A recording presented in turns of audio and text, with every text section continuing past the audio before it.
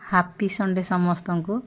आज संडे रे तो समस्त निहाती नॉनवेज बनी थो जो मैंने सब नॉनवेज खाऊँ भेजिटेरियन मान को तो इंक्लूड करी मु तो गोटे नॉन भेजिटेरियन भितर बोधे मुझी माने बोधे टॉप फैन रे रही मु। तो आज संडे रे आमर चिकेन आनते हजबैंड तो चिकेन मु बनाऊँगी। फास्ट पैन गरम करके तेल पकई देती।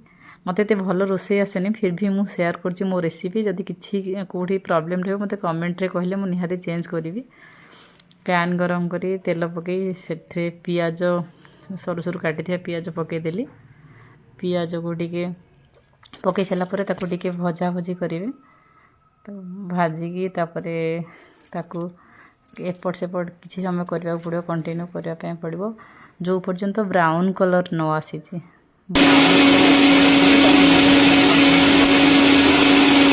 ऑयल भी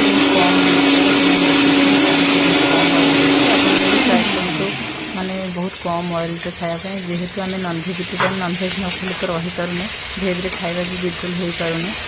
तो ऑयल जिते मात्रा जिते कम यूज करें बहुत बेटर मो हिसाब से माने हेल्दी रही। तो पियाज मुझे भाजी सारे पियाज भाजी ब्राउन कलर आसा पर्यटन पियाज भाजुली एपर्यंत भी है। देखो तेलटा माने पियाज जिते भाजुते तेलटा बाहर को बाहरी आस जिते मसला को भाजवे तेल आप बहुत कम तेल रे कले से तेलटा बाहर को बाहरी आसो। तो ये मोर पियाजटा होगला देखु तो ब्राउन कलर हो गला। तो ये टाइम हूँ आम जो अदरक लसुन पेस्ट बन के रखी था ताकि देवा। तो मुझे बन के रखी मुझे गोटे पियाज भी पकई अदा लसुन पेस्ट गोटे पियाज भी पकई आउ गुजराती गोटे भी पकई। तो यहाँ हूँ मोर पेस्ट पकईकि मिक्स करदेली। तो जमती आप मिक्स करेंगे जो पर्यंत रसुण स्मेलटा न जाए कारण रसुण स्मेल न गले माने तरकारी टेस्ट आसेनी। मुझे बेसी भल जानी रोसे तथापि जी जानी मो एक्सपीरियंस कहूँ। तो अदा रसुण माने ठीक से भाजी सारा पर ही तो आपण नेक्स्ट जो टमाटो फमाटो जहाँ भी आप दे पारे। तो मुझे मसला रखी मुझे बेसी मसला भी यूज करेनी मोर अच्छी धनिया गुंड आउ चिकेन मसला तापर मटन मसला आउ चिली पाउडर माने बहुत राग से यूज करेनी मु काश्मीरी चिली केबे केबे सुखिया लंका भी मु ग्राइंडिंग कर दिए जेहेतु पुओ खाऊची ताको प्रॉब्लम होची। तो मुझे कि काश्मीरी चिली यूज कली। लास्ट को आम मैंने कंचा लंका खाऊ मो हिसाब से ग्रीन चिली ही सब बेटर। कंचा लंका आम खाऊ छोट छुआ जेहेतु आम ओनली कलर टे काश्मीर चिली यूज कर। काश्मीर चिली मु भी आपको कहबी यूज करने कारण मत लगे से पूरा कलर बोली। तो मु यूज कर आप फरगिव करेंगे मत। तो देखो होगला मसला होगला मु चिकेन पकई देती।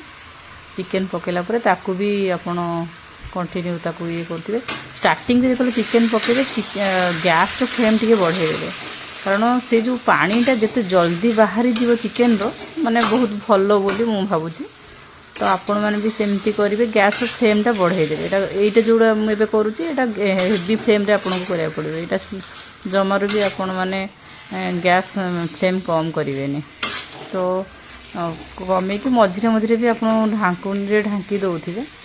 तो यहाँ मुझे देखो तो ढांकी भी ढांकी माने टिके घाटिकी आप ढांकी दौथे ना सीझीबनी भलसे आ माने गैस रो फ्लेमटा हाई थिबा दरकार।